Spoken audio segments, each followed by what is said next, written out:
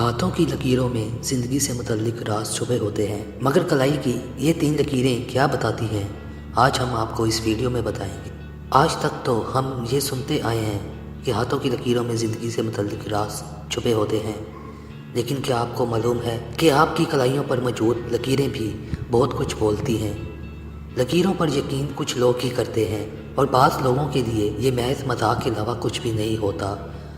मगरिब में मौजूद लोग इन बातों पर ज़्यादा यकीन रखते हैं। कलाइयों पर मौजूद उफ़क़ी लकीरें, जिनको रिस्केड लाइन भी कहा जाता है, इन लकीरों के मुख्तलिफ मायने होते हैं। जैसे ये लकीरें सेहत का अहवाल भी बताती हैं, आपके मुस्तकबिल का हाल भी पेश करती हैं और आपकी किस्मत को भी बयान करती हैं।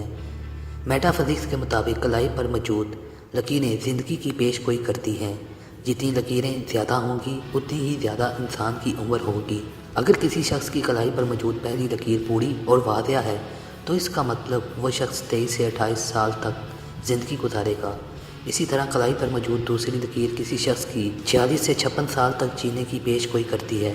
अगर कलाई पर तीसरी लकीर भी मौजूद है तो इसका मतलब वो शख्स 69 से 84 साल तक ज़िंदगी बसर करेगा। और आखिरी यानी चौथी लकीर किसी शख्स के 84 साल के बाद जीने की पेश गोई करती है।